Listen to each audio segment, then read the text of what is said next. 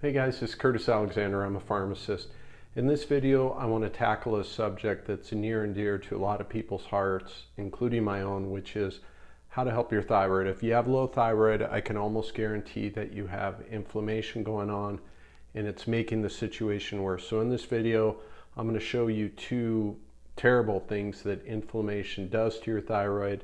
And then I'm going to go over 4 things that I've personally used every day to help me improve my thyroid function. I have higher body temperature readings, higher pulse, I sleep better, I feel better, I continue to lose weight at a healthy pace, so I want to hop right into it. So what inflammation does, you have to understand that when we're talking about your thyroid, it's not just your thyroid. We have your hypothalamus, your pituitary, and your thyroid all working in conjunction with a feedback loop. This is our HPT axis when they talk about that.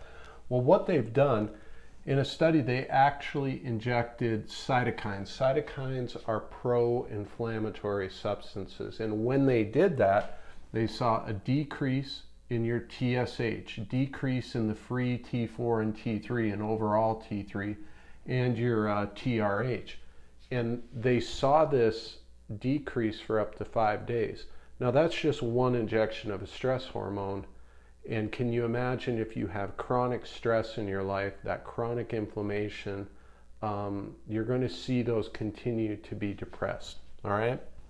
Secondly, what inflammation does is it actually will decrease the number of thyroid receptors you have in your body and the sensitivity. So not only is the number going down, but they're not going to be as sensitive to the thyroid hormones that you're likely being given right now, which is part of the reason why you may see the doses of your thyroid medications continuing to go up and up. That's not the only reason why. I've covered that in other videos, some of the other reasons, but it's a big factor. So the question becomes, what can you do to lower inflammation? And here's the things that I've done personally and that I know to work. The first is PEMF. PEMF is pulsed electromagnetic field therapy. I'm going to link to another video where I kind of explain what that is, but I use it almost every day. Very, very good to lower inflammation. The next thing, obviously this is huge, is diet. Most people hear carbs and they think they're the devil. So they go to these extreme diets, which is what I did as well. And little did I know I was making the situation worse. So my advice and what I've done is I take a middle road. I avoid extreme diets. I get a good mix of protein, fats, and carbs. And this is what your body operates on most effectively and most efficiently. People will say, well, you don't need carbs to survive. And that's technically true, but in response to the lack of carbs, your body will secrete stress hormones to produce glucose. Your body's preferred fuel source is glucose, so get a mix in your diet and get nutrient-rich foods, okay? Next thing, and this is an obvious one, you have to lower stress. And stress can even be exercise. We have people doing crazy HIIT workouts and CrossFit, and they can build amazing bodies, they can get in amazing shape, but their stress levels are extremely high.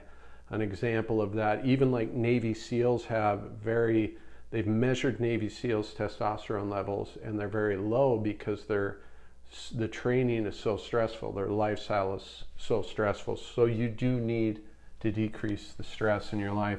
And finally, I do red light therapy. If it's the summer months, the morning and the evening sunlight when it's first coming up, first going down, that's your best source of red light. In the winter months, I actually bought a red light that I'll place on my thyroid and just on your entire body, and it can help lower the inflammation and the stress. So those are 4 things I've done. Let me know in the comments, do you struggle with any of these things? Do you have questions on these things?